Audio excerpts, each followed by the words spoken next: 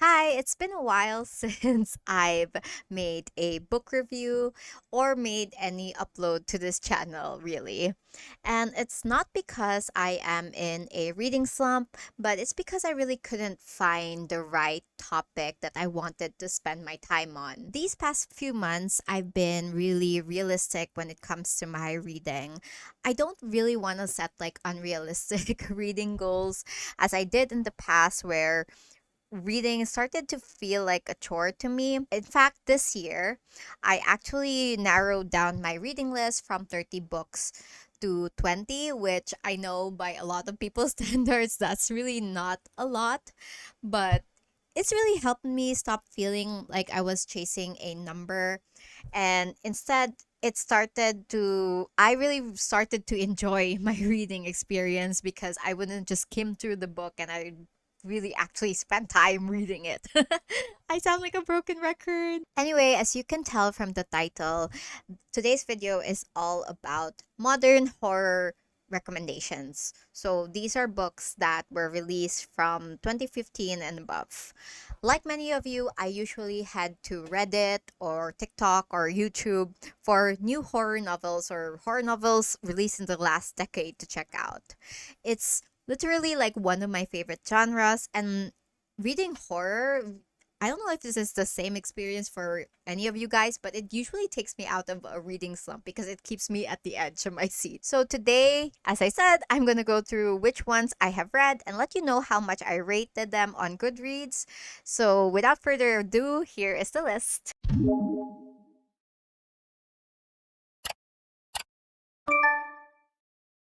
Now let's talk about Witchcraft for Wayward Girls by Grady Hendrix. Now I believe this is my first Grady Hendrix book, I think. Please excuse my poor corporate mush memory. But anyway, I was quite surprised that Grady Hendrix was actually in his 50s and was writing about teenage pregnancy, which is basically the gist of this book. But here we are. Now, I don't really know if that's a ballsy move or a controversial one. I think you're free to draw your own opinion on that.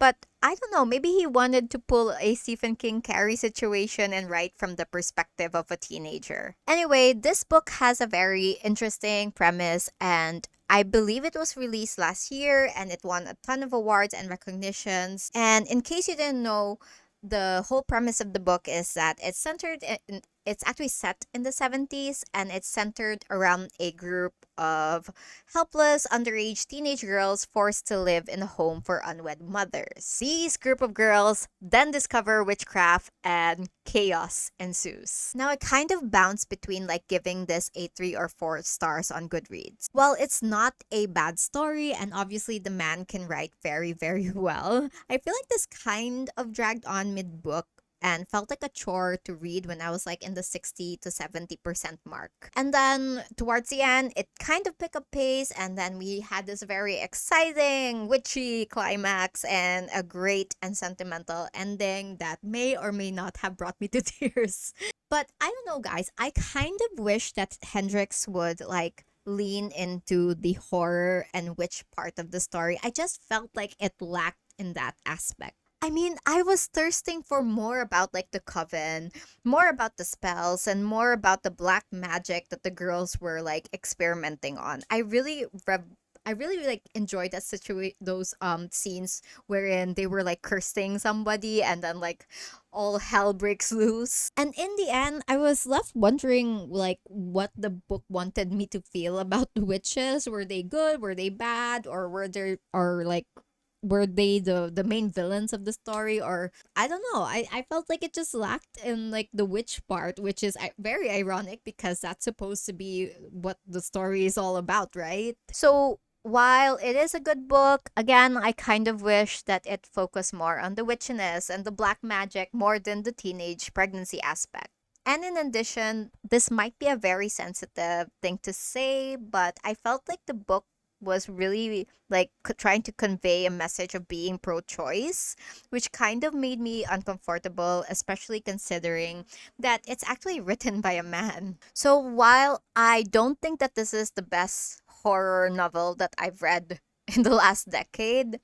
I still would love to check out more of Grady Hendrix's work because of his writing skill alone. 3 out of 5 stars. The next book on this list is Mad Wife by Megan Church. Okay, I'm cheating. Mad Wife by Megan Church isn't exactly a horror, but if you look at Goodreads, some people actually shelf it as a horror. Now, I went into this book thinking that it would be sort of like a mind control Stepford Wives situation, or like that Harry Styles movie where Florence Pugh outacts him. But it turned out to be nothing like that, which maybe is a good thing because mind control is an overused trope, especially in the context of traditional housewives in the 50s. You'll never really guess what the twist is in Mad Wife, and maybe that's a good thing again because that's what makes the story unique and unpredictable. But that being said, I felt like the big reveal was kind of underwhelming for me. And the second half of this book never really delivered the thrills that was so heavily marketed while I was reading the premise. Now, I obviously won't reveal the twist here because where's the fun in that? Like, it'll just be great if you experience the novel yourself because in the first half of this book, it is a really like edge on your seat domestic thriller, and you're really like wondering what the hell is going on. I really have to even like commend Megan Church because she really built on that tension and that feeling that something is not quite right in Lulu's life. And speaking of Lulu's our main character, by the way, you just really end up feeling so sorry for her. You can tell that she's exhausted, but like so many wives or so many women at that during that time, she's just trying to keep it all together. And I feel like if this was a movie, I'd like to personally cast Elizabeth Olsen because I think that she would be perfect in playing Lulu. Like she does paranoia very well. I think overall that this was a good and thrilling book that really kept me wanting more. Like the writing really captivated me and had me like scanning page, not scanning, like reading page after page. But as the book ended, I feel like I was left with more questions than answers. Like for example, there was a bit of a side story, and like it's kind of weird because it's marketed as as the main storyline on the back of the book, but there was a side story with the neighbor that kind of fell off towards the end, and the husband as well. Like the husband was mostly absent in the book, and then they suddenly became a very important character in the end as well, which kind of felt like if we kind of felt really random, like and like it came from left field. I was also confused about the overall message of the book. Was it about housewife psychosis? Was it about loss or grief? Or was it about the overlooked diagnosis, which is very, very tied to the twist of this book? I don't think the message was very clear for me at the end of the day. So that all being said, I gave The Mad Wife 3 out of 5 stars. It's an okay domestic thriller, but I don't think it really lived up to the hype that I was expecting. Third book that I want to mention is The Caretaker by Marcus Kleiwer. Kleiwer. I hope I'm mentioning or I hope I'm pronouncing his last name right. Now, I don't know if I want to challenge this author to a fight or really, really like his books. His previous book was really terrifying and really well written, but I found like there was a pattern in his writing. Like he writes really well, but the ending can get annoyingly frustrating for a reader like me. Now, in case you guys didn't know, The Caretaker is Marcus Kleiwer's sophomore release following We Used to Live Here. Like We Used to Live Here, in case you guys have read like the book, The Caretaker goes from 0 to 100 really quick. Now, I like to liken his books to Netflix movies or Netflix series. They're not like super deep, but they're such a fun ride that it'll hook you from the start and then leave you screaming at the end out of spite. In The Caretaker, we follow a down on her luck young woman who is desperately searching for a job and decides to take one in a very creepy situation, thus the title. Now, I thought that the first few chapters of this book were the story really establishes its lore, like the creeping warnings from the deceased owner, the ominous rules that our main character Macy had to follow while watching the house, and just the whole atmosphere of being in that really creepy ass house. They were all great until we reached the end. Now, this just all like boils down to preference because this is obviously a style choice. Marcus Clywer actually does the same thing with We Used to Live Here. I'm not so sure if my camera is picking up my dog, but he's actually snoring, so please ignore that. But in We Used to Live Here, we get all the signs and creepy ass symbols and creepy ass scenes, and in the end, I just don't feel like there was an actual playoff. You're met with like a total nothing burger. I would have loved like a slight explanation on what the actual F is going on. But in the end, I actually rated this book a 4 out of 5 stars, which is higher than the two books I just talked about. And that's because I felt like plot holes aside, this book made felt more coherent than The Mad Wife, and the themes felt more established than Witchcraft for Wayward Girls. This one also kept me really terrified. Like literally I read it like with the lights on. And while the last few chapters were really frustrating, like the scenes towards the end actually did end up devastating me. I really felt for the character too. Like I felt like I was going mad like Macy. Like I could no longer even distinguish what's real and what's not. And I don't have a pet bunny, but then I am eyeing every bunny as a very suspicious creature now.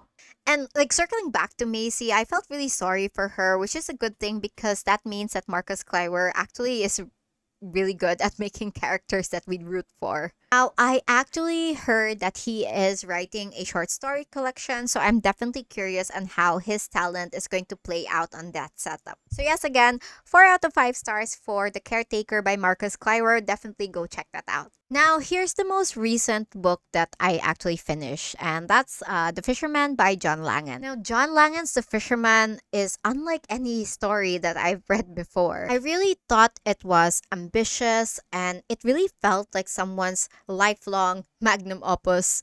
I feel like that's like repetitive, had come to life. And I guess that might well be the case, especially after reading the foreword for this book and how much time the author actually dedicated in creating this book. It's a story within a story, so just be warned because that format might not work for everyone. First, we follow like two grieving widowers in modern times who connect through fishing, and basically the first few chapters really spends its time establishing these characters, and it's quite slow. So if you're not a big fan of a slow burn books, so be warned again. But basically, it's all sad, and we really feel for these guys. Then the book does a whole 360, and we're whisked away to the Gilded Age and talk about wizards and dead people and dead people being resurrected, mind you, as fish-like Frankenstein creatures. Yes, I'm not joking. I can't make that shit up. If you're anything like me, like I was actually just expecting a straightforward story with a few flashbacks talking about like people fishing for a leviathan, but I got this whole gothic legend like wedged in the middle of the book. And I'm not complaining. As someone who is a fan of Lovecraft and even Stephen King, this book was right up my alley. I really like how imaginative it was and how there were so many elements layered on each other in this book. Now, for the things that I didn't quite like I'm not a professional creative writer myself, but hopefully one day, who knows? But I will say what I think threw me off from this book was that there were so many scenes that I felt like was unnecessary and we didn't really need to linger in them. Like, for example, I'd read a scene about a certain character being introduced, like this commonly occurred in the backstory, and that like scene would just drag on and it never really did, like in my opinion, serve a purpose in moving the plot. But I guess that's just the author's style of writing. Scenes that warranted more attention weren't given attention, while scenes that I felt like, it's just my personal opinion, like I felt like this scene didn't contribute to the story, they really ended up dragging on. Another caveat was that the characters felt a little bit paper thin to me. I didn't really care for Lottie or her dad or the guy that she ended up marrying, who I keep forgetting what his name was. I think it was Jacob. I felt like what really brought this story up a notch was the terrifying last chapters where our two main protagonists actually reach Dutchman's Creek and experience like the old fisherman's tale come to life. The imagery that John Langan manages to paint in your mind is actually super terrifying. Like, how do you even come up with that, dude? He's such a generational talent. That being said, while it wasn't a perfect experience, it still ended up being a great book for me. I rated it 4 out of 5 stars on Goodreads, and I definitely think that anyone who is a horror lover or is a fan of Stephen King or is a fan of Lovecraft even should read it at least once. Now, the fifth and last book on my list is a book that I really, really like. Confession time. I really like documentaries that talk about lost cities that boast suspiciously advanced technology. Like back when I had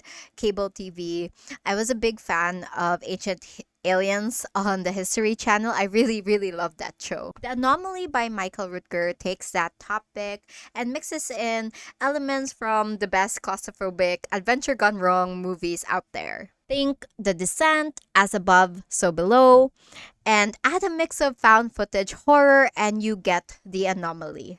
I genuinely loved this book, and to think I read it on a whim because I didn't have anything to read.